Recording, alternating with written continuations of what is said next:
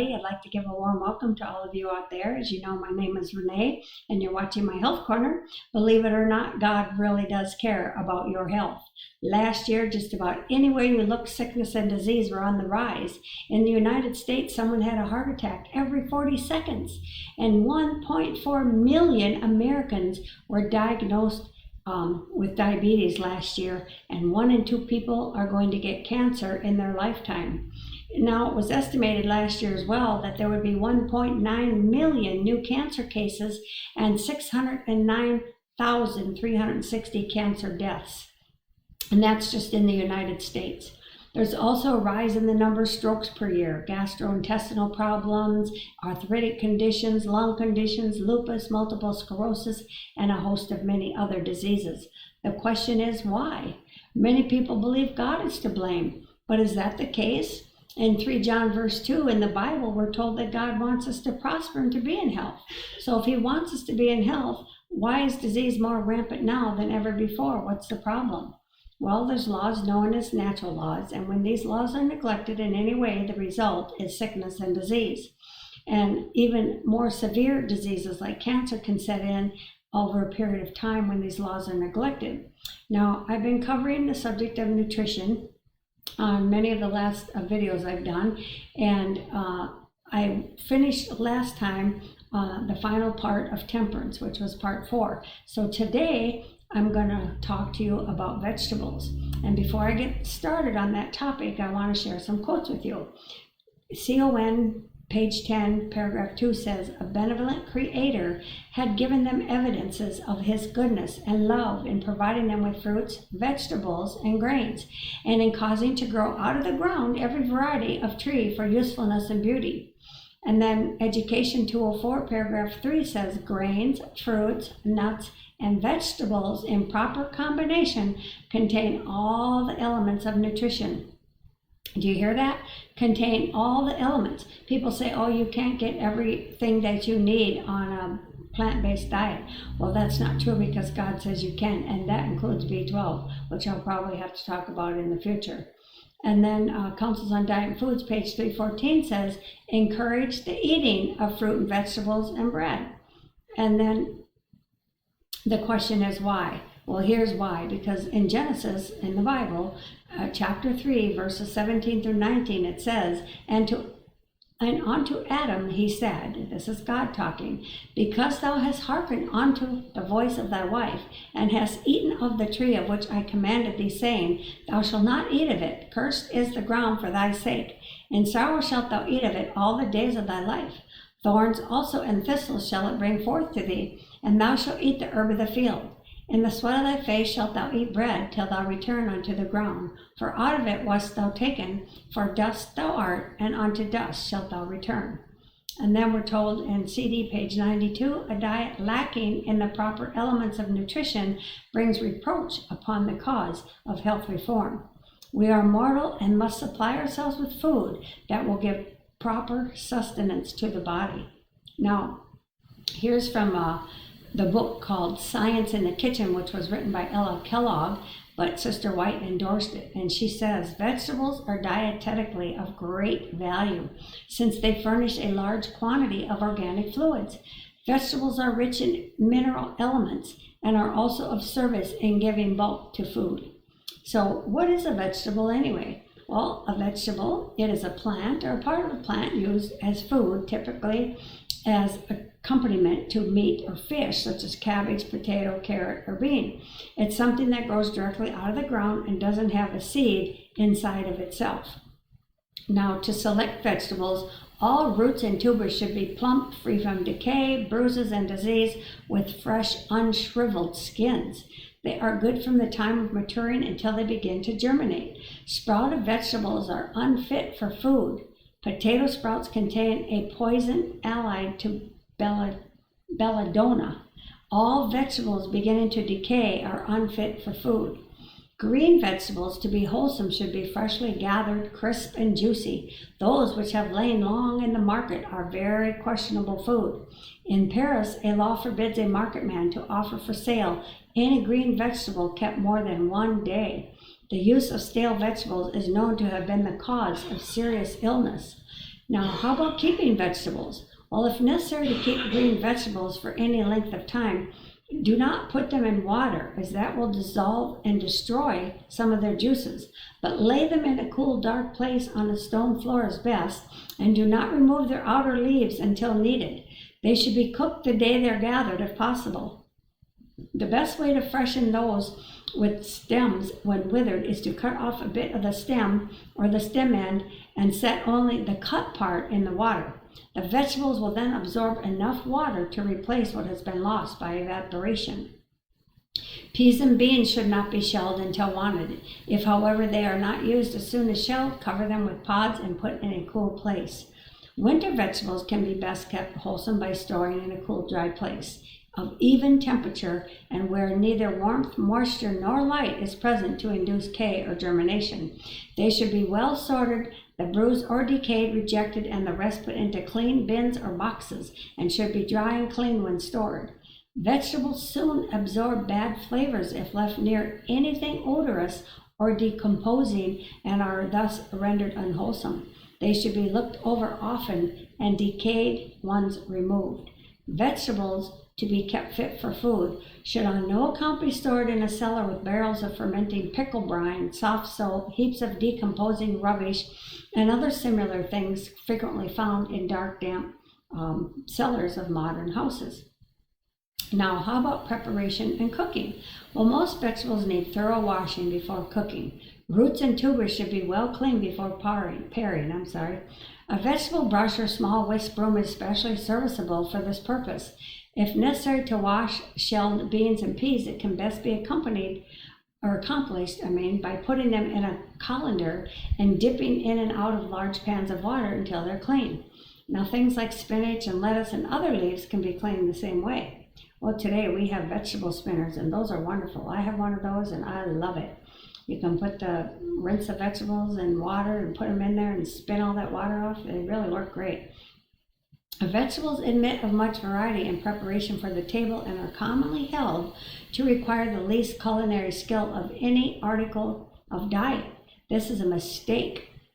Though the usual processes employed to make vegetables palatable are simple, yet many cooks, from carelessness or lack of knowledge of their nature and composition, convert some of the most nutritious vegetables into dishes almost worthless as food or almost impossible of digestion.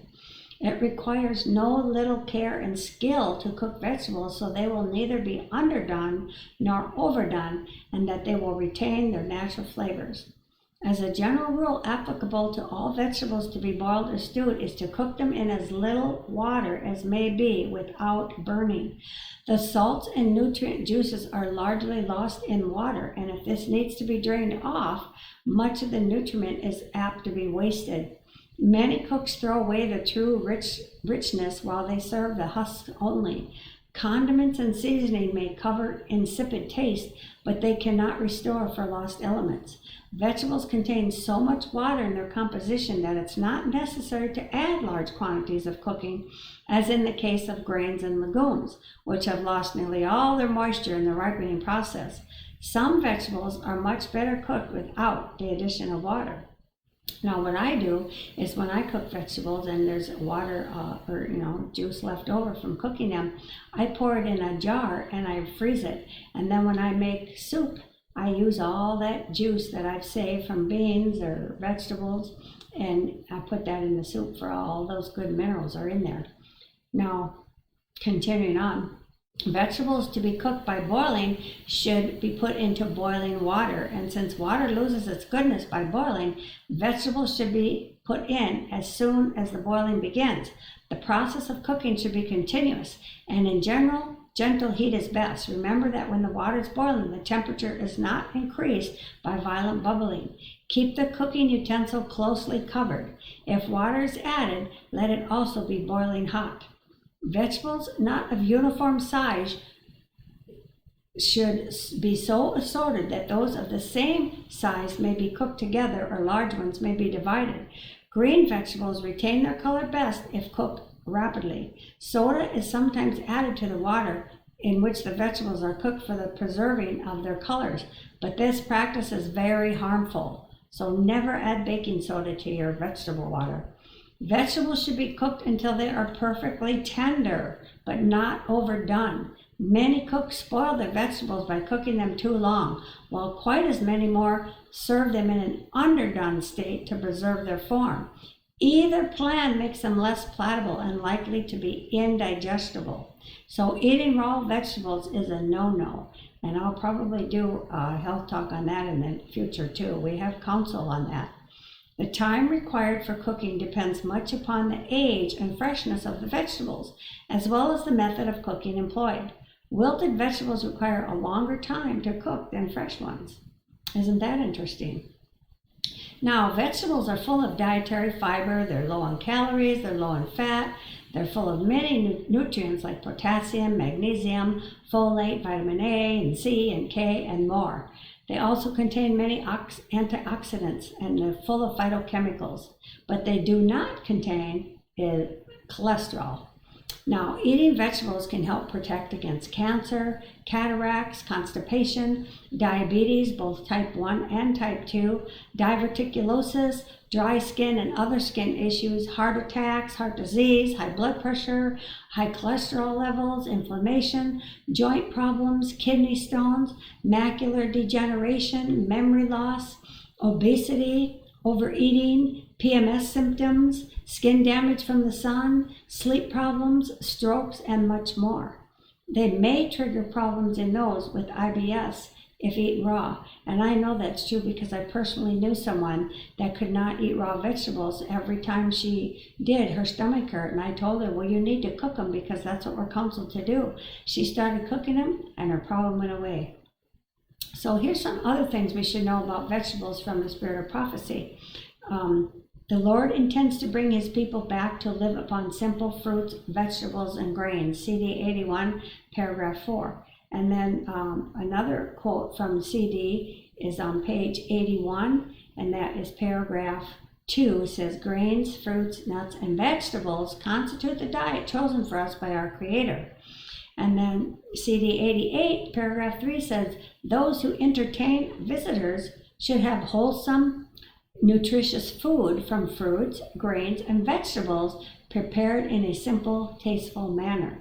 Such cooking will require but little extra labor or expense, and partaken of in moderate quantities will not injure anyone. And then CD 92, paragraphs 1 and 2 says, fruits, grains, and vegetables prepared in a simple way, free from spice and grease of all kinds, they impart nourishment to the body and give a power of endurance and a vigor of. In grains, fruits, vegetables, and nuts are to be found all the food elements that we need. And again, if we're eating from the 4 food groups, fruits, nuts, grains, and vegetables, we don't need a B12 supplement. And if we plan wisely, that which is most conducive to health can be secured in almost every land.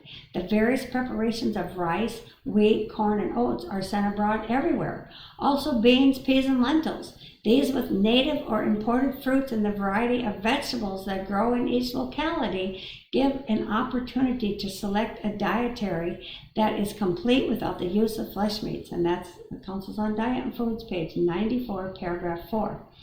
Same book, page 108, says, for those who can use them, good vegetables prepared in a healthful manner are better than soft mushes or porridge. And that's page 108, as I said, paragraph 2. And then same book again, page 112, paragraph 6, says, fruits and vegetables taken at one meal produce acidity of the stomach. Then impurity of the blood results, and the mind is not clear because the digestion is imperfect. You should understand that every organ of the body is to be treated with respect. In the matter of diet, you must reason from cause to effect. Also see Isaiah 1:1. And then CD page 112, paragraph 3 says, it is not well to eat fruit and vegetables at the same meal.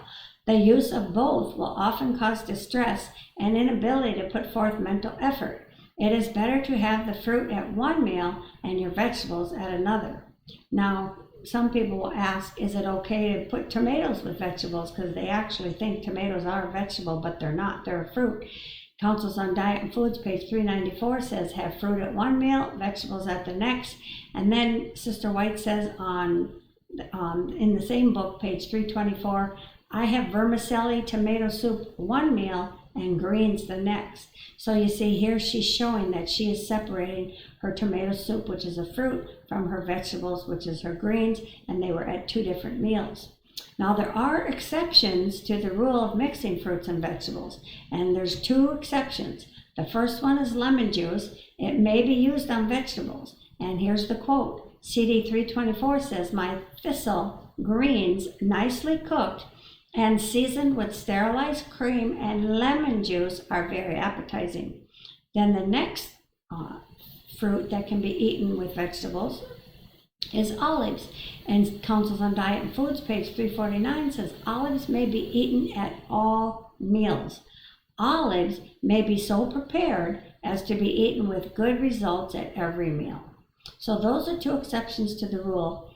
And then there's also a quote about vegetables being mixed with too many desserts. And she says in Councils on Diet and Foods, page 112, puddings, custard, sweet cake, and vegetables all served at the same meal will cause a disturbance in the stomach.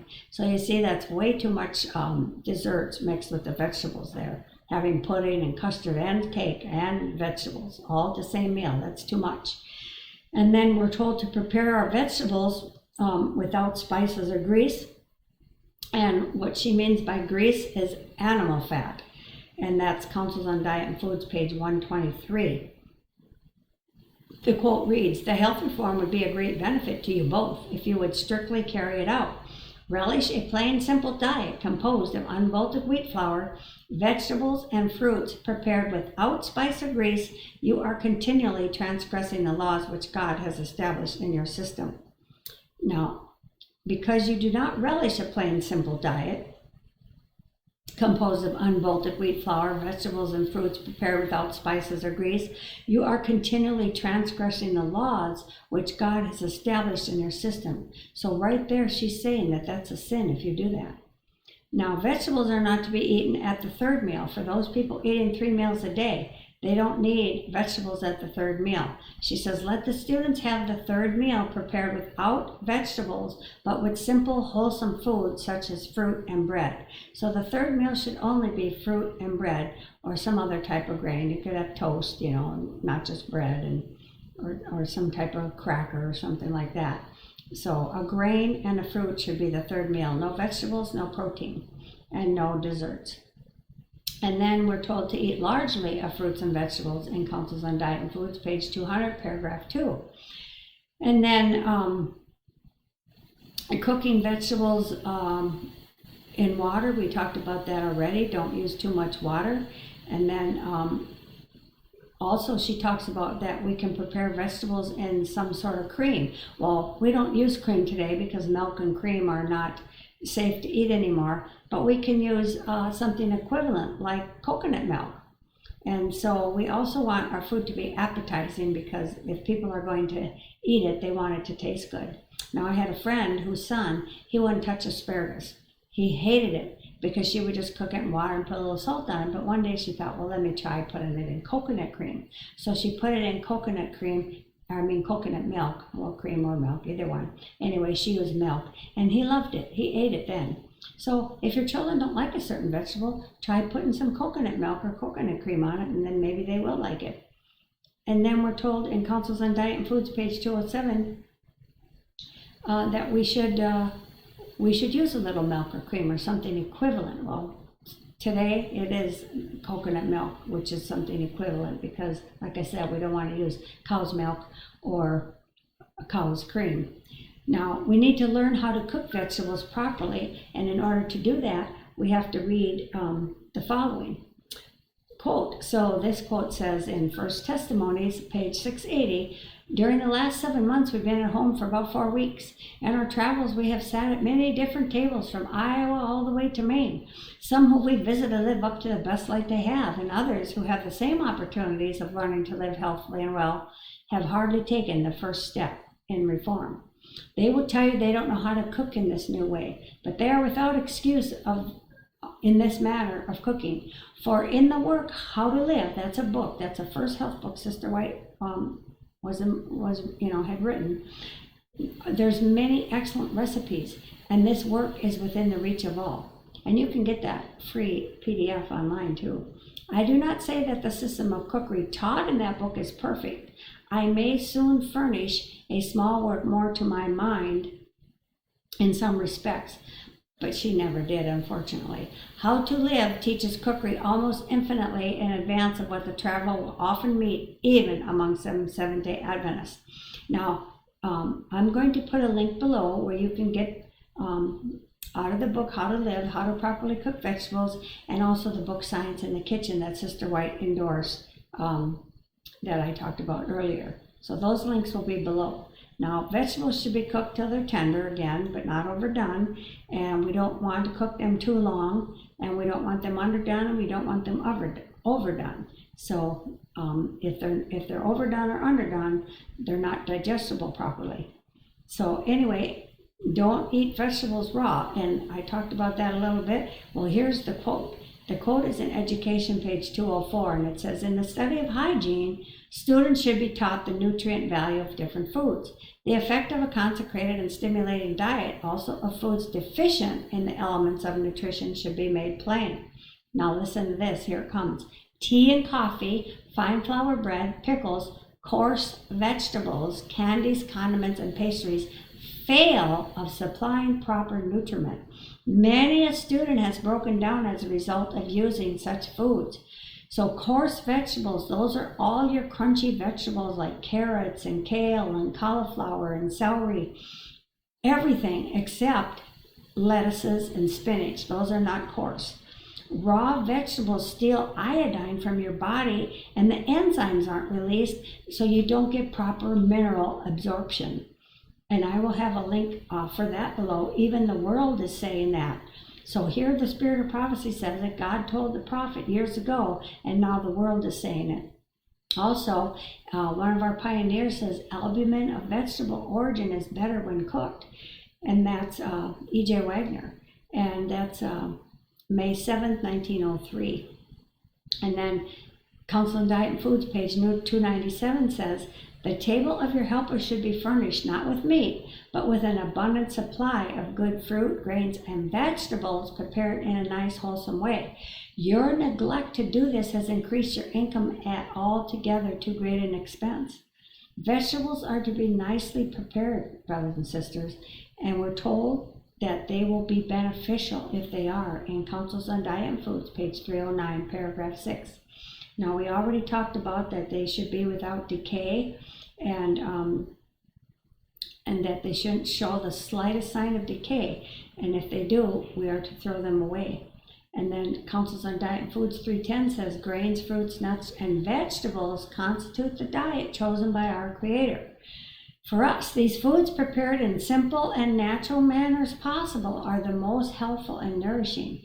They impart a strength, a power of endurance, a vigor of intellect, and that are not afforded by a more complex and stimulating diet. And then CD 312 says, all should be acquainted with the special value of fruits and vegetables fresh from the orchard and garden. And then CD 313 says, the grains with fruits, nuts, and vegetables contain all the nutritive properties necessary to make good blood. So there again, we have the message from God through the prophet that fruits, nuts, grains, and vegetables is our diet chosen by God, and that's all we need to get all the nutrients that we need. And then Councils on Diet and Foods 320 says, with such bread and the abundant fruits, vegetables, and grains with which our country abounds, no greater luxury should be desired. And then the Lord intends to bring his people back to live upon simple fruits, vegetables, and grains. Councils on Diet and Foods, page 322. And then 323, same book says, many do not see the importance of having land to cultivate and of raising fruit and vegetables, that their tables may be supplied with these things.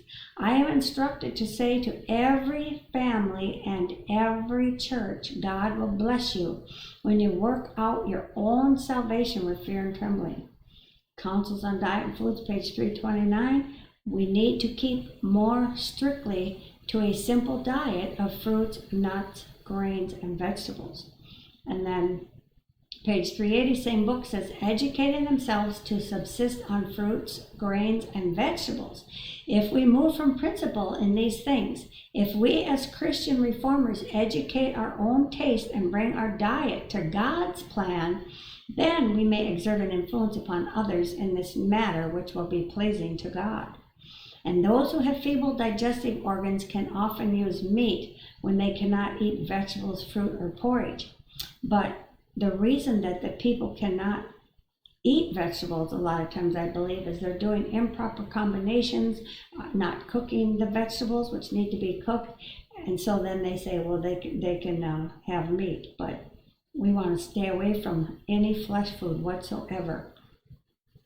And we're told in Counsel on Diet and Foods, page 395, that there's a weakness due to not eating vegetables. And it says, when flesh is discarded, its place should be supplied with a variety of grains, nuts, vegetables, and fruits that will be both nourishing and appetizing. This is especially necessary in the case of those who are weak or taxed with continuous labor. I'm sorry, I said 395, it's page 397, and that's paragraph 4. And then 399, paragraph 1 says, some fall into the error that because they discard meat, they have no need to supply its place with the best fruits and vegetables, prepared in their most natural state, free from grease and spices. So if a person gets rid of meat, they need to eat fruits and vegetables. And then another quote says, hardy men must have plenty of vegetables, fruits, and grains, provide an abundance of good, wholesome food. Do not practice economy in this direction. Restrict your meat bills, but have plenty of good fruit and vegetables. It will make blood and muscle and give strength for daily duties. And then another quote says on 410, same book, it is a variety and mixture of meat, vegetables, fruit, wine, tea, coffee, sweet cakes, and rich pies that ruin the stomach and place human beings in a position where they become invalids with all the disagreeable effects of sickness upon the disposition. And that's what I was talking about earlier. People say, oh, they gotta have meat because their stomach's upset. Well, that's why, because they're making the wrong combinations. So here's a little bit more information about vegetables. Counsel on Diet and Foods, page 322 says, in a medical institution, there are varied appetites to satisfy. Some require well-prepared vegetables to meet their peculiar needs. Others have not been able to use them without suffering the consequence. Well, why not? Because some cannot at once be placed on a plain, healthy form diet as would be acceptable in a private family. In a medical institution, there are varied appetites to satisfy, and others have not been able to use vegetables without suffering from the consequence because the poor, sick dyspeptics need to be given many words of encouragement. See, they're discouraged, so we have to encourage them and teach them how to eat vegetables and what to put them with and not put them with. Now also a CD page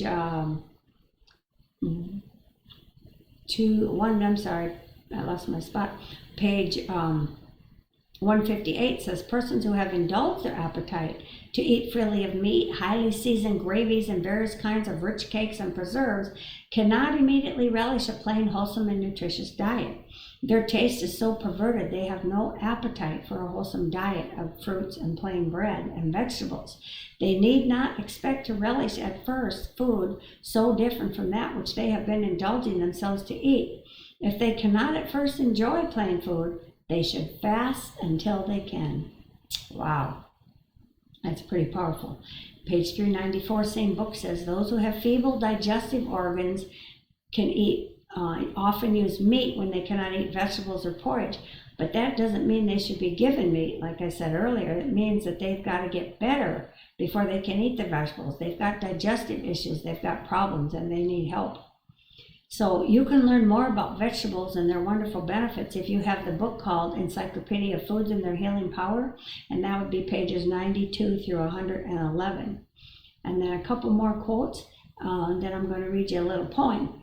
7MR 322 says, poor half-decayed fruit and vegetables should never be placed on the table because it is a savings of a few pennies. So forget the pennies. Don't buy poor half-decayed fruit and vegetables.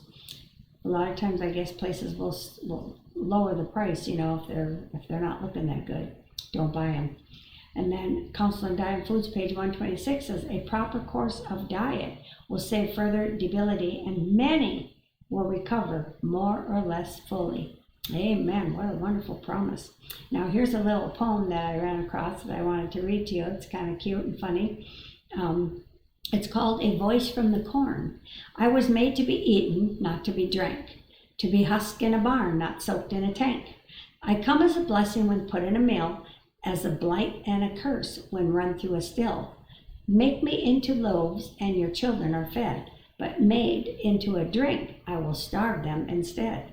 In bread I'm a servant, the eater shall rule. In drink I'm a master, the drinker a fool.